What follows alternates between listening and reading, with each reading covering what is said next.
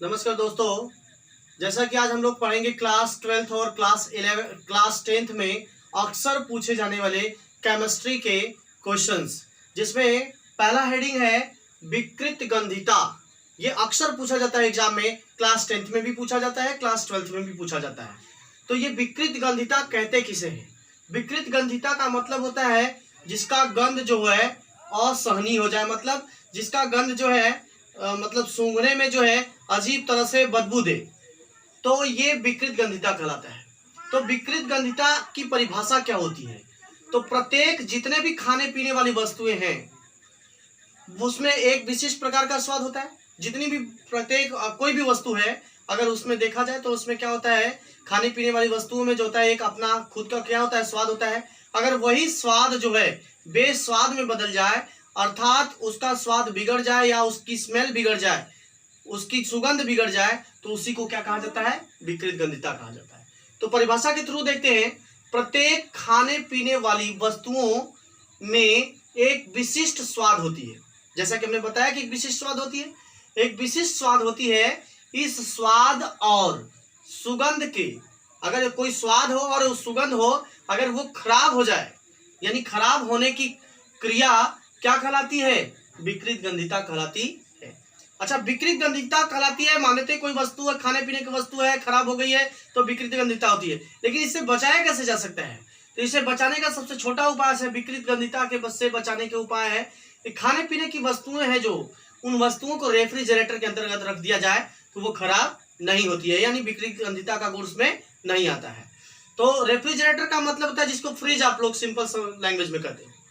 तो यहाँ पे अगला है, मोस्ट इंपॉर्टेंट है, ये भी है, संक्षारण किसे कहा जाता है? संक्षारण का मतलब होता है जंक लगना, जिसको कहा जाता है कि मूर्छा लग गया है, जंक लगना कहा जाता है। तो जंक लगना या संक्षारण किसे कहते हैं? कोई वस्तु, कोई लौह धातु है, अगर उसमें नमी की मात्रा लग जाए, नमी की मात्रा पड़े मिल जाए, तो वो क्या होती है, धीरे धीरे जो होती है उसका जो होता है चमकदार जो तो परत होती है, वो क्या हो जाती है, धीरे धीरे समाप्त हो जाती है। और जब धीरे धीरे समाप्त हो जाती है तो वो छोटे छोटे पार्टिकल्स के रूप में झरने लगता है, और जब झरने लगता है तो उसी को संक्षारण कहा जाता है। तो परिभाषा के थ्रू देखा जाता है।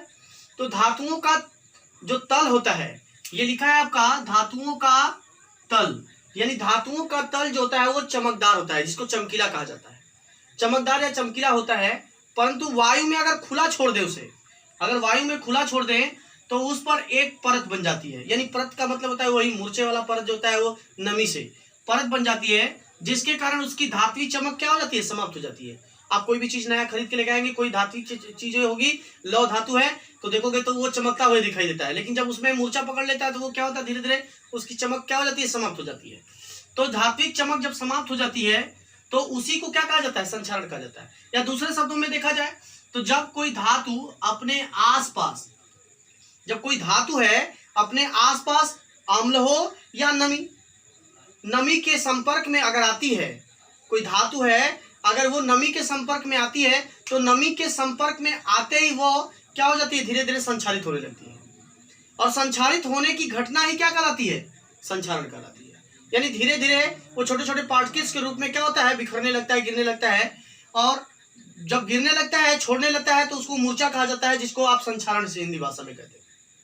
तो यहाँ पे संक्षारण से बचाव कैसे करेंगे, यानी मूर्छा कैसे नहीं लगेगा, उसको कैसे बचाएंगे? उसको बचाने के लिए संक्षारण के बचाव हेतु जो होता है, हमें उस धातु के ऊपर, यानी लौह धातु के ऊपर क्या हो जाता है, या तो पेंट का लेप दे दिया जाता है या तो टीन की परत चढ़ा दी जाती है।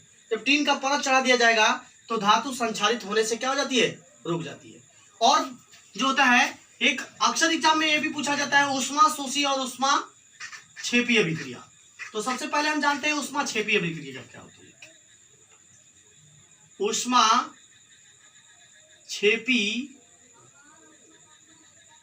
अभिक्रिया, ये ऊष्मा क्षेपी अभिक्रिया अक्सर एग्जाम में पूछा जाता है कि ऊष्मा क्षेपी और ऊष्मा शोषी अभिक्रिया क्या होती है।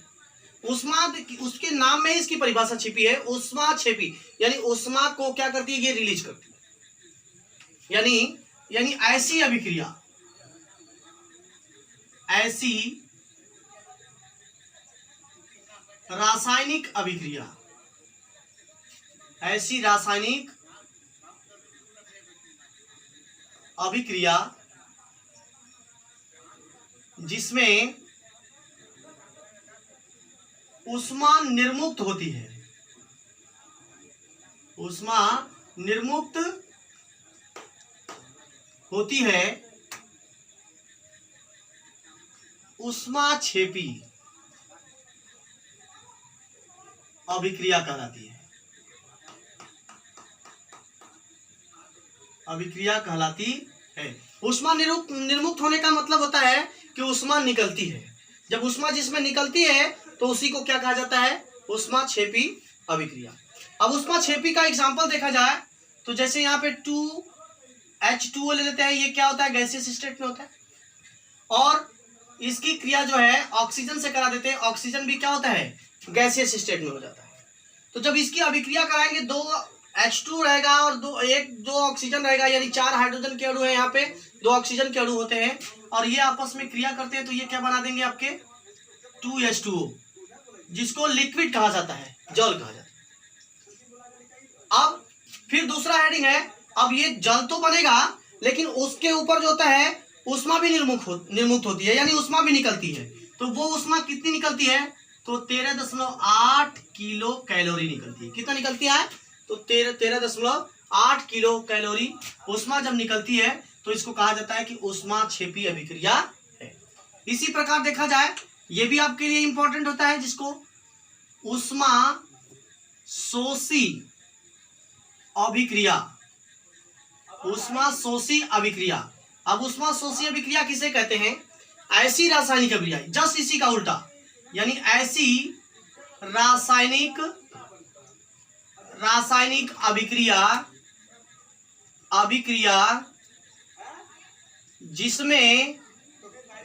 जिसमें ऊष्मा जो होती है वो क्या होती है? ऐड होती है, यानी जुड़ती है, यानी जिसमें ऊष्मा जो होती है निकलने के लिए नहीं, इसमें ऊष्मा क्या होती है? जस्ट जुड़ती है। यानी ऐसी रासायनिक अभिक्रिया जिसमें ऊष्मा क्या होती है? जुड़ती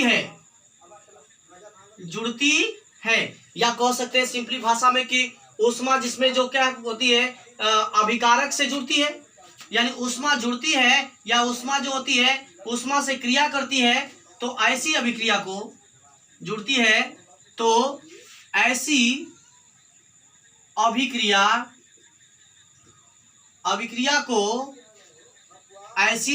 को ऊष्मा शोषी अभिक्रिया कहते हैं, ऊष्मा शोषी अभिक्रिया कहते हैं। अब ये ऊष्मा शोषी अभिक्रिया का एग्जांपल देखा जाए तो ये नाइट्रोजन के 2 अणु ले रहा है और इसकी क्रिया जो है O2 से करा दे रहा है, ऑक्सीजन के 2 अणु से, यानी नाइट्रोजन के 2 अणु और ऑक्सीजन के 2 अणु के साथ अभिक्रिया करता है, और जब इसमें देखते हैं तो 42.0 किलो कैलोरी ऊष्मा क्या होती है? ऐड होती है। तो जब ऐड होती है तो ये अभिक्रिया होने के बाद जो होता है, ये जो होता है आपका 2NO बना देता है, जिसको नाइट्रिक ऑक्साइड कहा जाता है। यानी ये जो है हमारा जो है ऊष्मा शोषी और ऊष्माक्षेपी अभिक्रिया अक्सर एग्जाम में पूछा जाता है, विकृत गंधिता पूछा जाता है और ज्यादातर संक्षारण पूछा जाता है। ये पहले चैप्टर का क्वेश्चन है केमिस्ट्री का, क्लास 10th और क्लास 12th में अक्सर पूछा जाता है। तो ये इसको अच्छे से याद कीजिएगा और लाइक कीजिएगा, शेयर कीजिएगा, हमारा वीडियो अच्छा लगेगा तो सब्सक्राइब भी कीजिएगा। नमस्कार दोस्तों।